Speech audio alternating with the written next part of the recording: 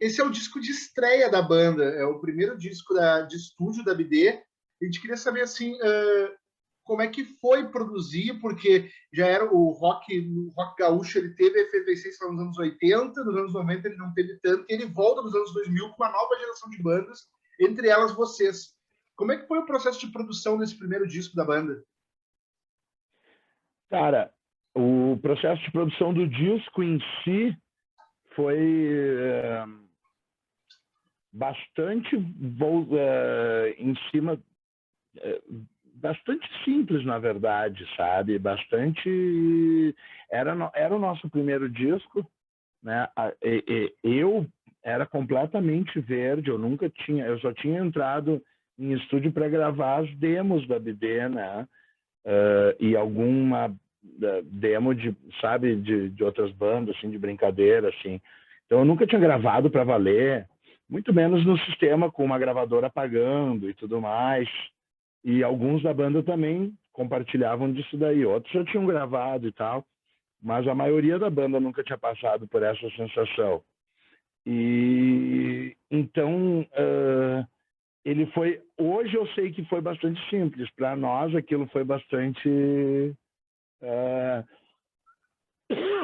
foi um processo trabalhoso, assim, né? Na época. Mas hoje eu vejo como tendo sido bastante simples.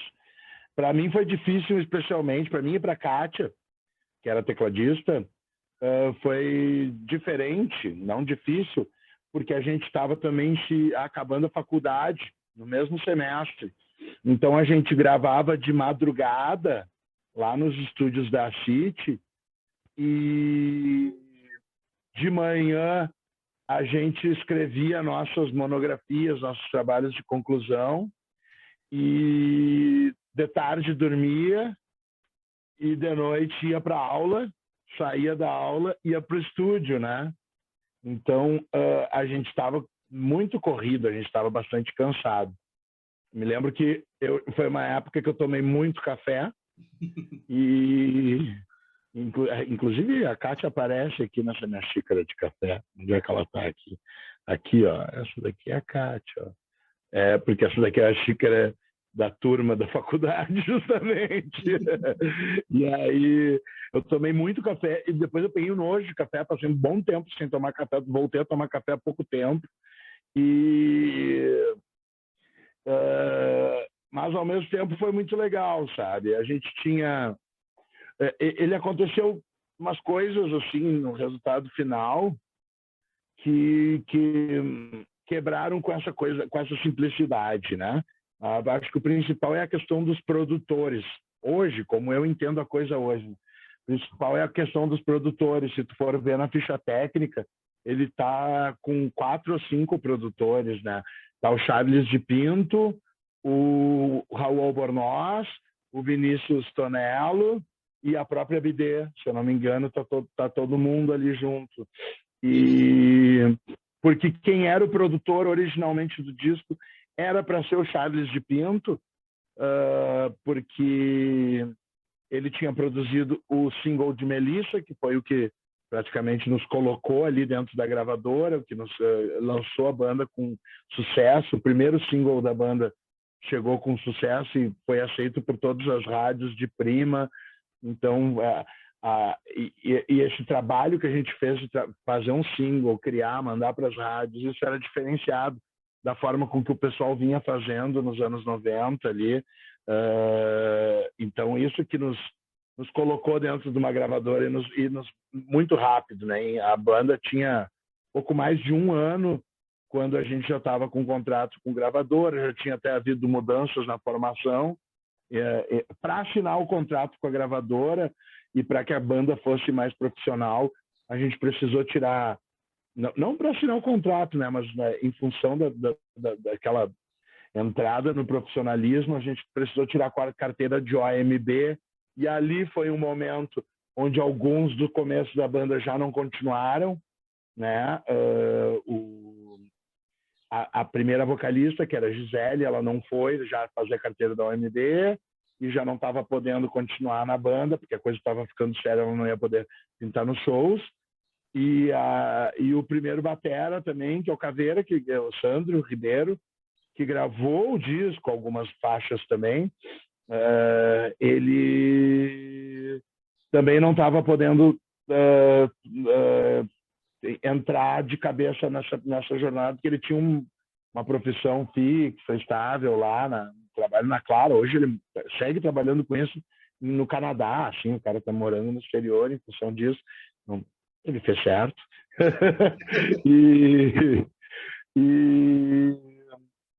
E daí tinha entrado a Vivi Pessaires, né? Então só como vocalista, né? E depois ficou como vocalista e tecladista da banda até hoje, né?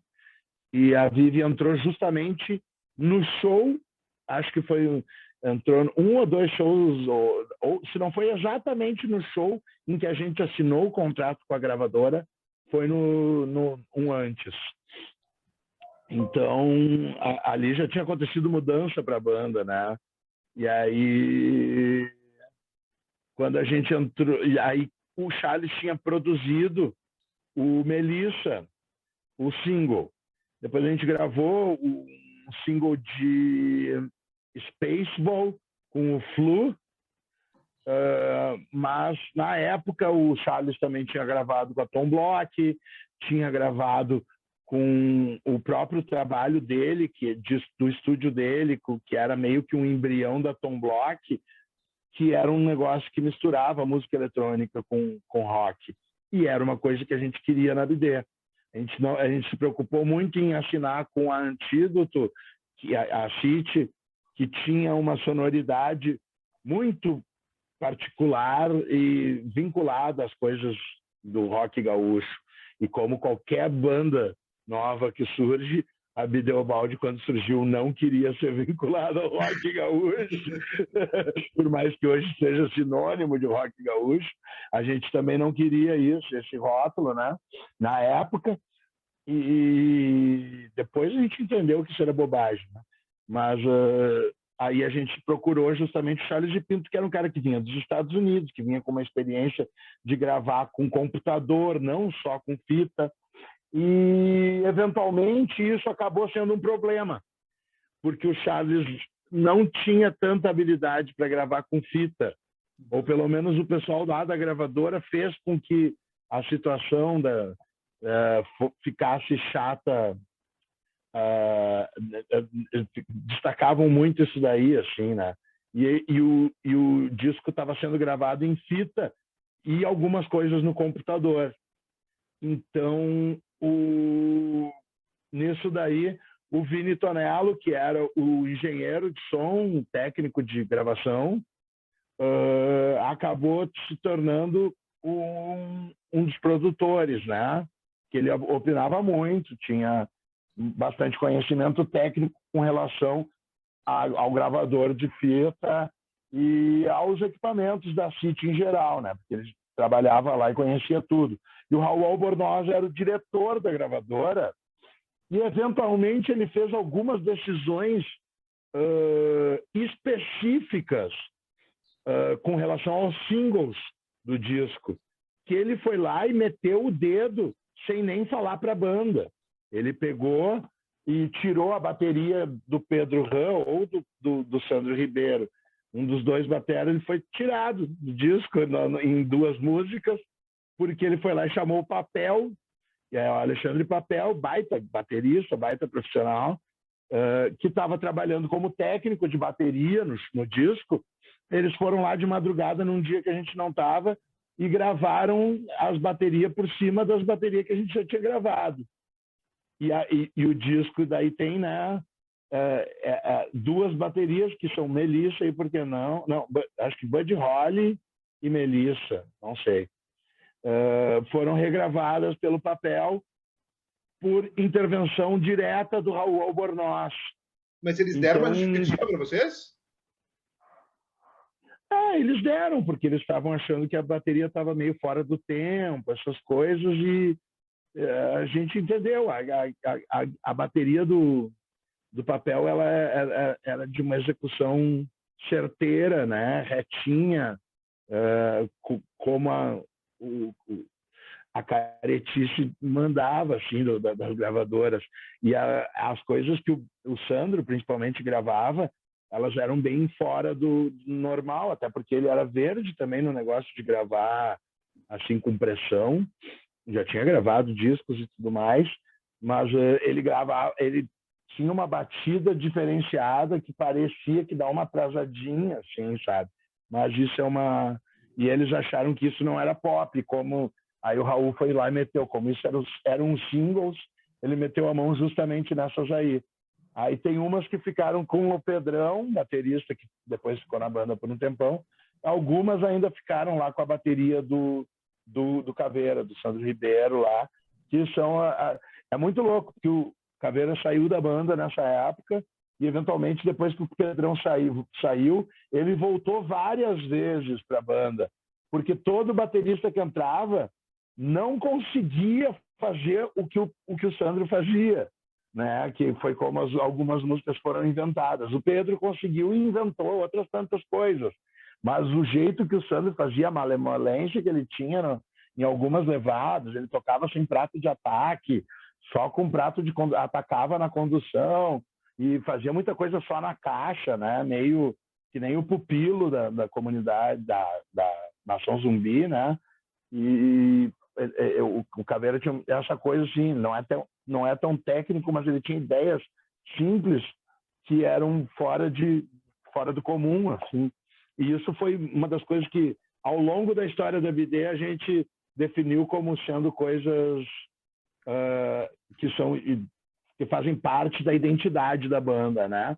Uma delas era essas batidas malucas do Caveira, que o Raul foi lá, o diretor da gravadora foi lá e tirou.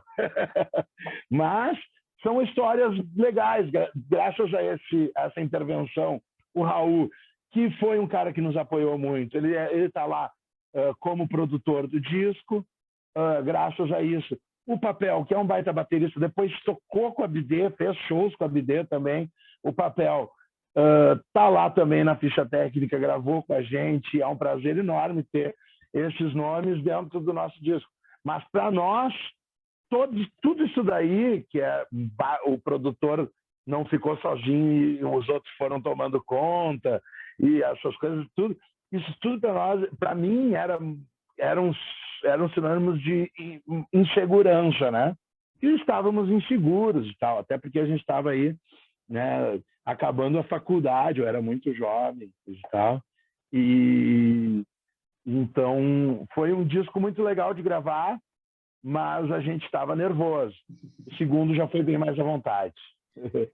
Eu estava olhando aqui as músicas, e Melissa, que é a música que tu falou há pouco, ela, nos streamings que surgem bem depois do disco, ela é a música mais tocada disparada, assim, ela tem reproduções de 1,5 milhão, enquanto a segunda tem 800 mil, o resto em torno de 50, 60 mil. E Melissa é uma música disco, né? Oi? Desse disco, sim. Isso, desse disco. E tu foi um dos compositores de Melissa. Eu queria saber se tu lembra como é que foi esse processo de composição dessa música e por que tu acha que ela foi tão diferente, que ela distorce do resto, que ela foi assim, o carro-chefe de vocês, assim. Cara, eu lembro exatamente como a gente fez Melissa, lembro de todos os detalhes, até alguns meio que quase impronunciáveis, assim. A gente estava num sábado, tinha aulas no sábado de manhã na PUC, estava num sábado lá de 98, logo depois que a banda tinha começado, assim, que a gente tinha começado a fazer os primeiros ensaios. A gente estava meio virado, a gente ia para a aula de sábado de manhã meio virado, saindo das festas, dormia pouco, ia direto, assim. E aí tava eu e o Rossato não estudava comigo, era o guitarrista da banda, o Rossato não estudava comigo, ele fazia relações públicas, mas também estava por lá. E a colega dele, Melissa Bermudes, que é a musa da canção, né? Ela era uma guria muito bonita, muito querida, muito legal. Nossa amiga lá da faculdade, minha amiga do Rossato, principalmente, que era colega dela. E a Melissa estava contando uma história que ela queria ir para a praia e tal, e que tinha perdido a carona. E eu falei brincando, basta, se quiser que eu te leve, eu aprendo a dirigir. E ela deu risada, a gente deu tudo risada. E o Rossato me olhou e disse, pau, meu, isso é uma música, né? Aí a gente até pediu para uns amigos ali que estavam por ali, que era, tinha o alemão Luciano Kunzler, lançou um disco recentemente, aí muito bom, participei desse disco, inclusive. Ele era de uma banda que a gente curtia muito, que era o Espírito da Coisa. E aí a gente pediu, o alemão, faz uma música aí, se tu quiser que eu te leve, eu aprendo a dirigir. E aí ele tentou, assim, ele pegou o violão, e não saiu, assim, não tinha nada a ver com o nosso som. E aí eu disse, não, no próximo ensaio, quando a gente chegar, a gente faz essa. E aí, em casa, eu tava uma hora no banheiro, cagando, e aí eu disse, vou anotar umas frases junto com, se tu quiser que eu te leve, eu aprendo a dirigir, para completar essa música e já chegar lá e já ter mais coisa da letra, né? E aí me veio a primeira frase, né? Eu te fiz um rock, Melissa, toda a primeira estrofe quase, acho que toda a letra quase. Te fiz um rock, Melissa, pode crer que é sobre amor, mas eu não sou publicitário, porque ela tinha um namorado publicitário, é casada com publicitário até hoje. E a minha avó é de Bagé, minha avó é de Bagé mesmo, né? E daí foi. Daí eu acho que a segunda estrofe também te fiz um mambo, Melissa. Isso já é. Geralmente, quando eu anoto essas coisas, pequenas diferenças de uma letra, eu anoto as duas juntas. Assim. Vou fazer te fiz um rock, te fiz um mambo, Melissa.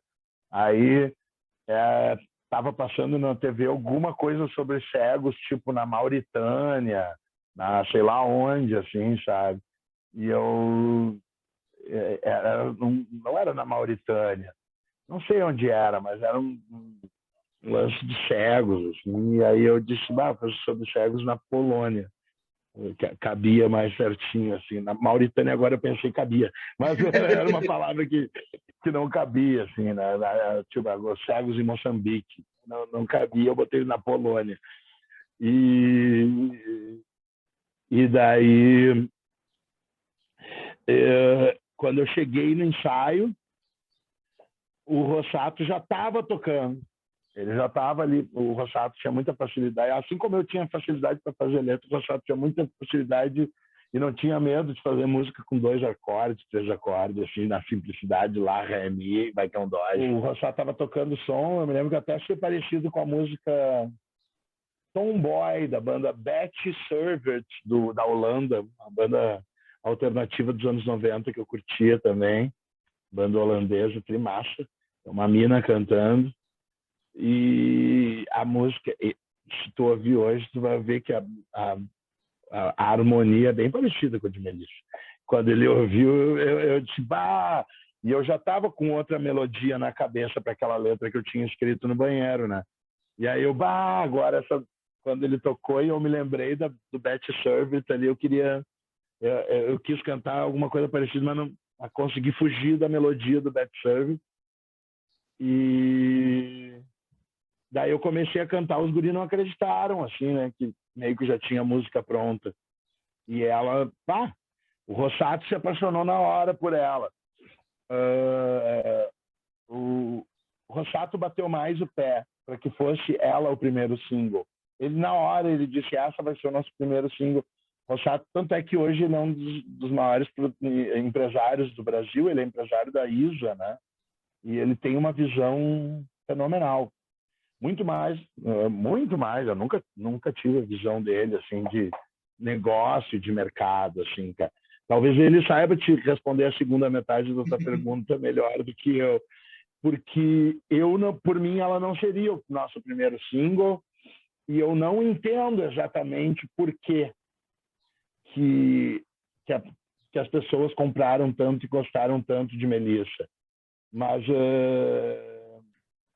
acho que é porque o Weezer tinha estourado, né, há um tempo atrás, a gente trazia elementos que são os elementos que faziam parte do primeiro DNA da BD, que era misturar guitarra pesada com com o New Wave, e isso era uma coisa que estava no mundo inteiro, estava latente.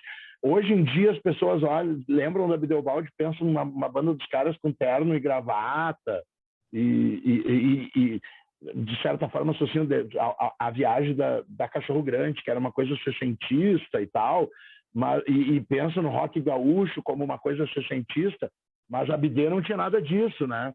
A gente era extremamente contemporâneo, nós estávamos ligados às coisas que estavam acontecendo naquela época, o som do final dos anos 90.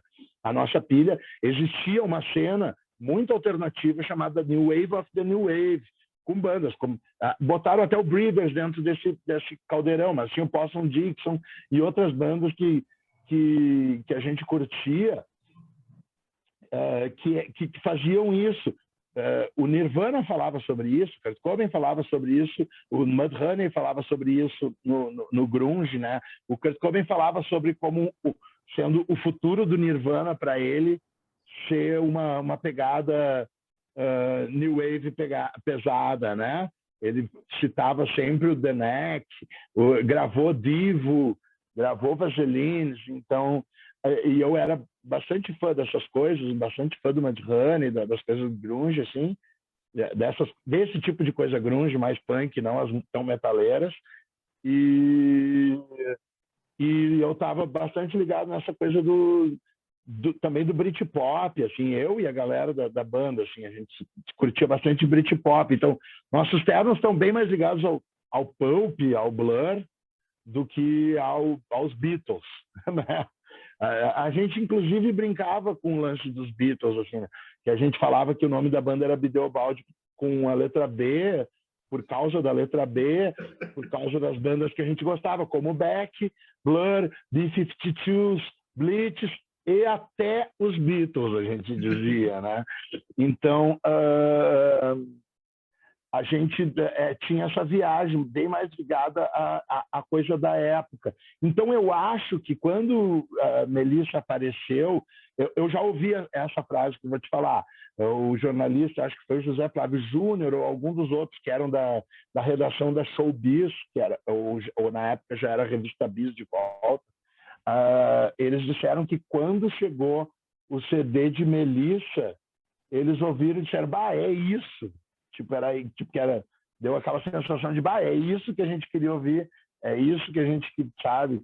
Eles disseram que aconteceu isso com a mesma época, né? Isso é que é legal, que são bandas que estavam, de certa forma, fazendo brincando com essas misturas semelhantes, que foi a BD, os Autoramas, que estão aqui atrás, ali, ó, no meu pôster aqui na minha sala, eu sou muito fã, os Autoramas, Los Hermanos, da Ana Júlia, lá, antes, só que o Los Hermanos era bem mais vinculado a hardcore e coisa e tal, e com a Video Hits também, né, aqui de Porto Alegre.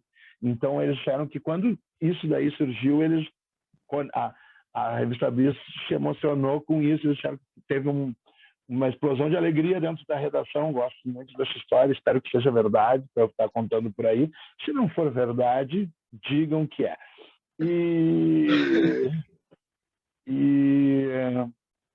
Cara, e eu não sou eu quem entende exatamente isso, sabe? Mas, de certa forma, era isso que os caras queriam. Eu gostava bem mais da coisa New Wave da BD, assim. Eu gostava das coisas mais malucas. Eu gosto de cassete. Eu lamento muito a ordem do disco, como ficou no disco. A gente também não conseguiu meter a mão nisso. Se a gente conseguir um dia, eventualmente, relançar esse disco, a gente vai mexer nessa ordem, a gente vai mexer nas artes também, porque a arte é do Nick, acho que o pessoal, na hora de botar no CD, também mexeu nas cores, se eu não me engano, e a foto do Marcelo Nunes, que eram muito boas, eles escolheram a pior foto. A gente gostava, a gente preparou um material bem legal e entre nós tem essa sensação. E para mixagem também, eu reconheço que para execução eu tenho vergonha de quando eu ouço o disco, assim, né? Mas é a primeira vez que eu estava gravando, assim, né? Mas aquele registro vocal bem agudinho ali que eu faço eu acho muito esquisito hoje em dia, assim, né? Mas então, mas eu gostava bem mais das coisas dançantes, das coisas mais malucas, assim, essas coisas que são bem bidê, assim. Mas acabou a melodia com peso tomando conta. Antes de eu fazer a próxima pergunta, acho que tu é o cara que mais me deu entrevista, do que eu mais incomodo no Rock Gaúcho é tu, porque eu acho que desde 2014, quando eu estava na faculdade, eu te incomodo. E virou um prazer para mim, quando tu falou agora do não sei se é verdade, mas eu espero que seja, que a primeira vez eu te perguntei numa inocência a origem do nome da BD, e tu me contou uma história. Daí eu achei a história muito legal, não lembro qual a história na época. Daí eu fiz um programa na Musitech, não sei se tu lembra, e eu te perguntei a origem, e tu contou outra história. E daquele dia em diante, virou meu objetivo acompanhar tuas entrevistas e ver as histórias que tu conta pro nome e da origem da banda. Isso nem vai pro programa, eu só queria contar essa história. Fuder. O que deviam um dia juntar, né? Fazer um livro só sobre isso. Só sobre todas as respostas que eu dei sobre de onde veio o nome da banda. Carlinhos, eu acho que para ti eu nunca contei a verdade, cara. E tu vai contar hoje? Eu posso te contar, se tu quiser. Eu quero saber a verdadeira. A verdadeira, eu quero saber a verdadeira. Que assim, o Rossato, ele era, né, das relações públicas e coisa e tal, e ele trabalhava numa empresa que vendia ingressos. Naquela época, a Fernanda Abreu estava muito famosa, e a gente era fã dela por causa da Blitz, né? Ela era da primeira formação da Blitz, coisa e tal. E aí a gente conseguiu o contato dela através da empresa do Rossato, né? E aí a gente pediu para ela nos ajudar com o nome, né? E ela não quis. E aí a gente deu diversas opções para ela não quis e a gente botou, ficamos entre o bidê e o balde e daí botamos a dúvida no ar. Mas foi através da Fernanda Abreu. Essa é a origem é essa, então. Essa é a verdadeira.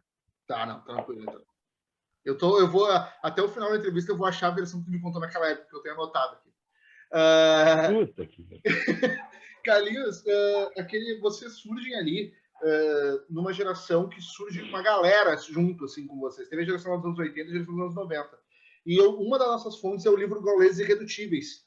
Ali tu conta um monte de histórias de bastidor de show, assim, só que ali a gente não tem como saber se era da turnê desse show, desse disco ou de outro.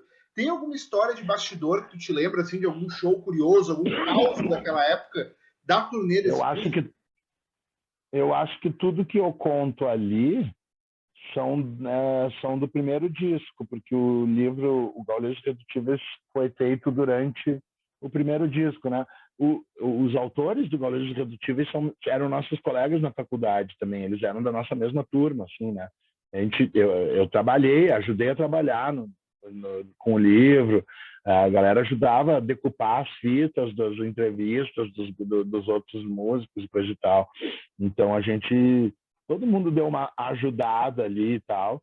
E isso foi na época do primeiro disco. Acho que o livro foi lançado em 2002, eu acho, ou 2001. E aí tudo que eu conto ali é da época do primeiro disco ou anterior ao primeiro disco ali, né?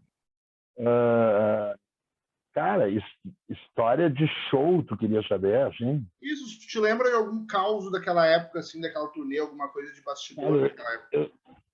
Eu sou um péssimo lembrador de causos, assim, né, cara? Eu não sou de me lembrar muito. Quando alguém fala de determinada coisa, eu começo a me lembrar. Aí eu até conto bem melhor do que os outros, mas eu não sou bom em me lembrar dos causos, assim. Tem várias coisas que nos aconteceram ali durante a turnê de divulgação e as coisas de divulgação desse disco que foram importantes, né? Uma delas, que lá pelas tantas a gente ficou conhecido na imprensa paulista como a banda que mentiu para o Jô Soares, porque a gente foi dar entrevista para o Jô Soares, né? Em 2001, divulgando o disco, E a gente mentiu lá um monte de coisa para os usuários, como a gente fazia sempre, em qualquer entrevista que a gente dava. E, e aí todo mundo deu risada depois que foi ao ar o negócio, né? E isso foi divertido, assim. Né? A gente morou em São Paulo durante a divulgação do disco, né? A gravadora Abril Music e a produtora Poladian Produções nos alugaram uma casa para nós no bairro do Brooklyn, e a gente morou todo mundo junto lá. Eventualmente foi lá que brigamos também, daí o Rossato saiu da banda, dentro da casa mesmo. O primeiro dia de ensaio que a gente conseguiu ensaiar lá deu errado, e ele acabou saindo da banda. E foi um período muito daí estranho, né? Porque a gente estava feliz que a gente estava fazendo o que a gente queria, né?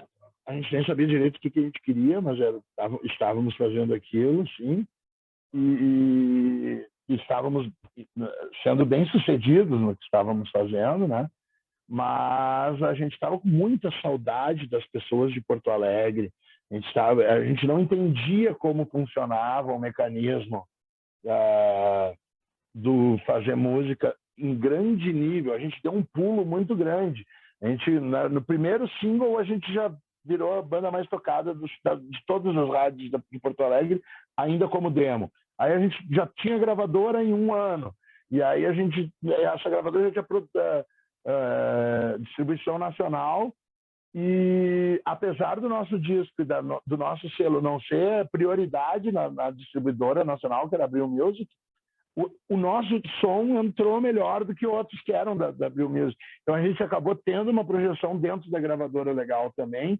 Aí ganhamos essa casa, íamos em todos os programas, fomos na Adriane Galisteu, conhecemos o Fábio Júnior. O Fábio Júnior chorou quando ouviu a nossa homenagem a ele na música Vamos para uma Excursão. A gente mostrou para ele ao vivo no programa, ele chorou, foi emocionante. Assinou um disco, eu tenho aqui um vinil assinado pelo Fábio Júnior. A gente foi num monte de programa, fomos no Jô Soares, a gente fez um monte ganhamos o prêmio do VMB, né? Melhor Banda Revelação, em 2001 também. Então, aconteceu muita coisa, muito show. A gente fez muito show, só que estando em São Paulo, o número de shows diminuiu, porque o jeito de funcionar do grande mercado é outro. Eles queriam levantar o cachê, e a gente queria era circular, porque a banda era muito nova, né? A gente queria era tocar. E o pessoal entendia de outro jeito. Aí, eventualmente, quando a gente estava lá na casa em São Paulo, a gente começou a ensaiar, né? Depois que o Rossato saiu, a gente começou a ensaiar, inclusive músicas novas, né? E algumas que não tinham entrado nesse disco. Teve 2 músicas que chegaram a ser gravadas e não entraram no disco, que é Ahá e, bom, Matê Lachê foi gravada depois no EP, mas tem alguma outra também que não estava, acho que Soninho também era desse disco que não entrou, e entrou no Outubro Nada, que é o nosso segundo disco. Então a gente Cores Bonitas é uma música que está no segundo disco, e ela é do primeiro ensaio da banda, é uma das primeiras músicas que a gente inventou.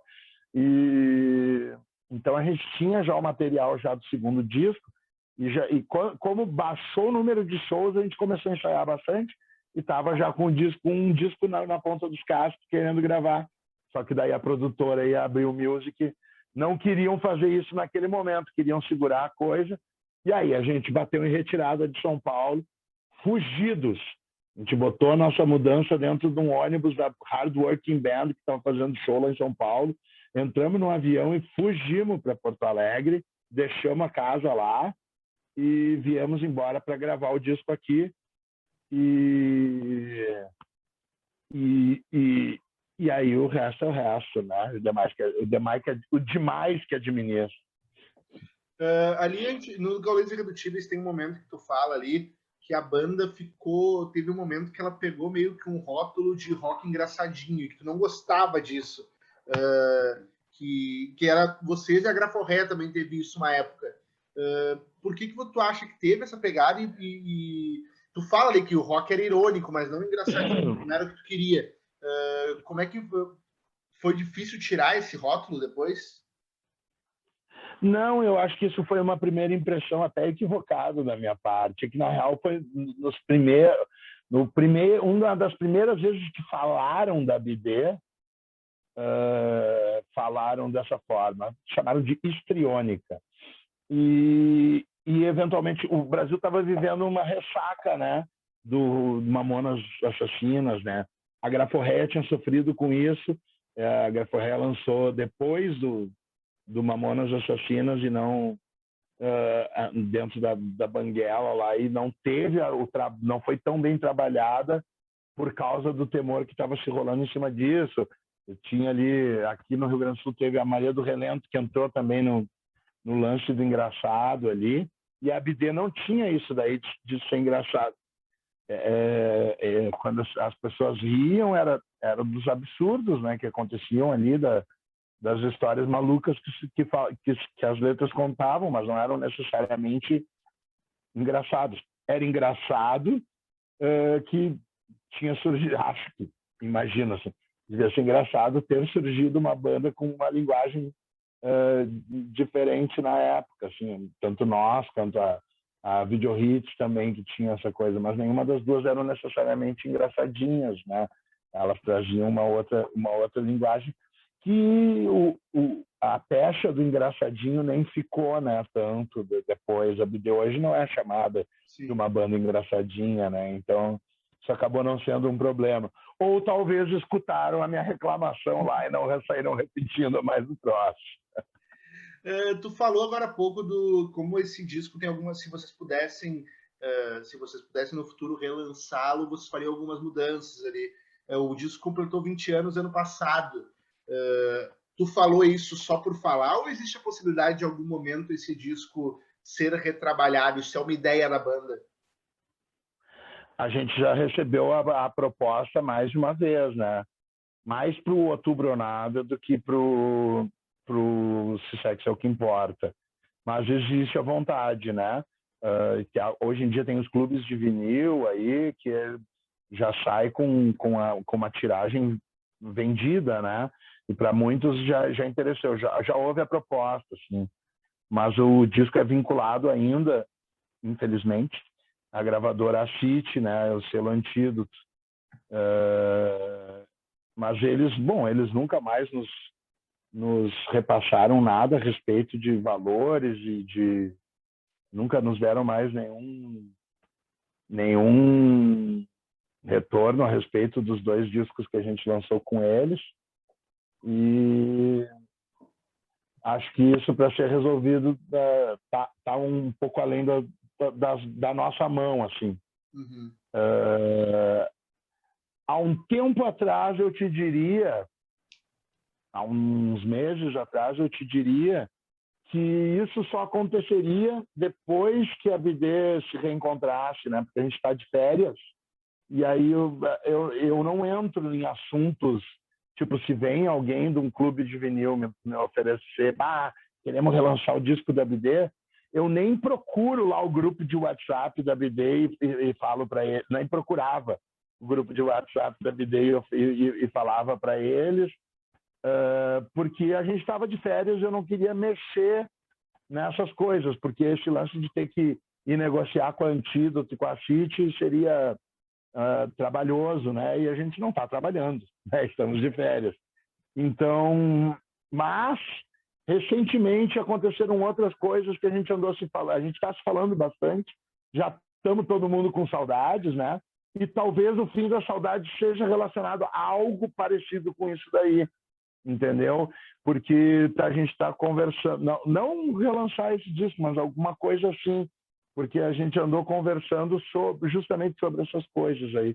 Eu estou assinando com uma editora nova também, e daí eu andei conversando com eles sobre isso, né? Editando as outras músicas que não são as desse disco, com uma outra editora, e aí andei conversando com eles sobre isso e a gente retomou alguns assuntos que estavam totalmente congelados. Então, eventualmente, pode ser que a gente retome, sim, algum desses papos aí, não é mais tão impossível quanto era há alguns meses atrás.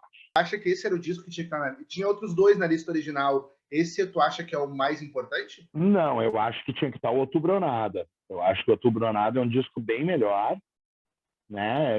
O Outubro Nada está na ordem que a gente queria, as coisas estão mais do jeito que a gente queria, não são, a gente ainda não estava com toda o domínio da parada. Eu acho que daí a gente só chegou eu só conseguia cantar direito depois do terceiro disco. Daí eu já estava sabendo mesmo como parar na frente do microfone, o que fazer, sabe? E acho que a banda ficou bem mais segura depois do terceiro disco. Mas o Outubro Nada, ele foi muito mais criativo, a gente teve muito mais... a gente pôde brincar com cores e coisas que a gente ficou bem mais à vontade, e o resultado, para mim, é evidentemente superior ao primeiro, assim, apesar do primeiro ter grandes canções. E eu vou sempre preferir o Outubro Nada ou qualquer outro disco ao primeiro, porque eu não gosto do meu registro de voz nele, e dois, porque o primeiro disco tem Por Que Não, e hoje eu não gosto mais de Por Que Não, né, cara? Ela é uma dor para mim. Né? Eu vejo que, pô, se a gente for relançar um dia esse disco, a gente tem que relançar sem Por Que Não. A City botou o disco no Spotify, botou com Por Que Não, e a gente está pedindo, mandando e-mail para eles, por favor, tirem essa merda de música do ar, porque eles não estão respeitando o acordo que eles mesmos fizeram com a justiça. Isso pode desencadear um problema para nós também. Mas a gente, inclusive, estou dizendo isso aqui, que fique registrado, porque a gente já é consciente de estar pedindo para tirar. Já salvamos os e-mails que a gente está mandando para eles pedindo para tirar. E em função disso, a gente voltou a se falar também, né? Era sobre isso que eu estava falando. E então, e por que não? Apesar dela ter sido uma música que fez grande sucesso, que muita gente gostou, ela é uma pedra no meu sapato, assim, sabe? Eu tenho vergonha de ter feito ela, não gosto do que ela representa. Acho que é uma música poderosa, assim. Era muito legal de tocar ao vivo, mas só de pensar que esse é o disco que tem essa música já me dá um... A gente nunca pensou como as pessoas interpretaram a música. E quando a gente fez ela, a gente sabia que ela podia ser interpretada de várias formas.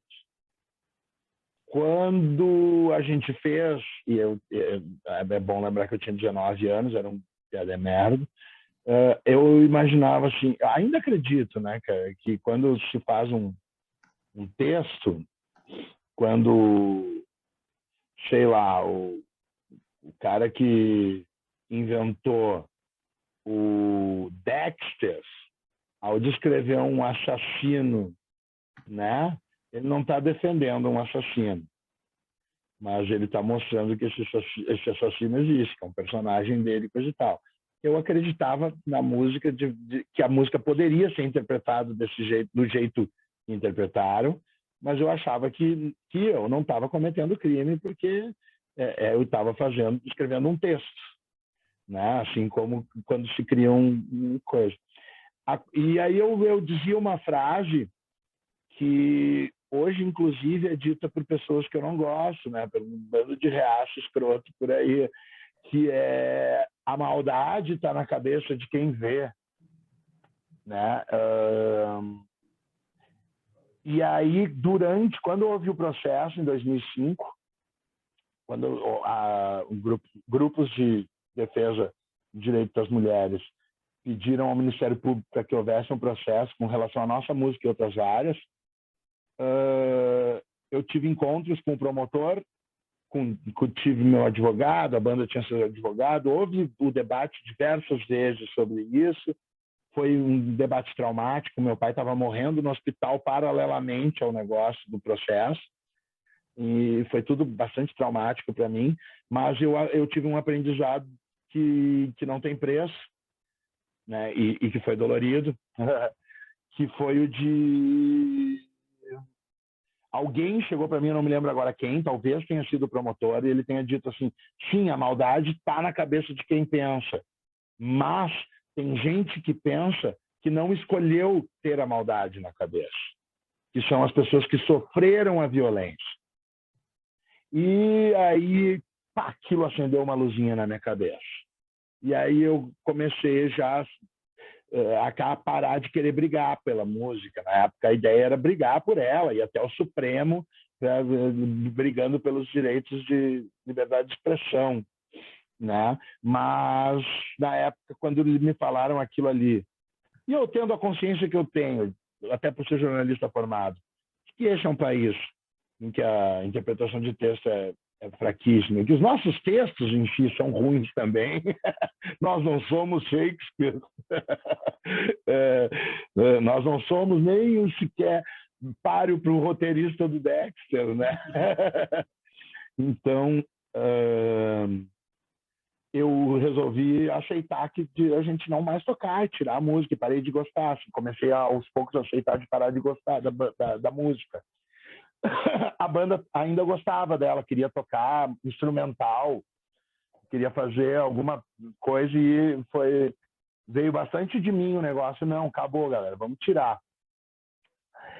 E já disse em alguns lugares também, até porque eu não vou fazer falsa humildade, sei lá como é que é o nome disso, não vou mentir. Até porque eu achava charmoso uma música desaparecer do repertório de uma banda, principalmente uma música conhecida como ela foi, sabe? Eu comparava, sei lá, ao Cop Killer do Body Count, que eu tenho aqui um cassete do Body Count com Cop Killer, e é uma raridade. E aí eu pensava, pô, vai ficar tipo aquilo. Mas hoje em dia até o Cop Killer eu acho desnecessário. E ao mesmo tempo, Cop Killer representa uma realidade da brutalidade policial com relação ao homem negro da Califórnia, que na época estava em eclosão em função do Rodney King e tudo mais. Então não tem comparação com com as coisas que a gente fez, com o texto que estava ali no E Por Que Não, né? Mas sempre gosto de ressaltar, não tem sexo na música, não fala de sexo na música, né? Todos os verbos que tem nela não são sexuais. Até a admiração das perninhas, que podem ser de qualquer idade, né? Não fala da idade também da pessoa ali. A admiração das perninhas se admira perninha né? Existe isso. Pode ser machista, com certeza é machista, né? Objetificador, sei lá, tem várias coisas que com o tempo a gente vai aprendendo. Mas quando a gente fez, a gente até foi cortando, arrumando umas coisas.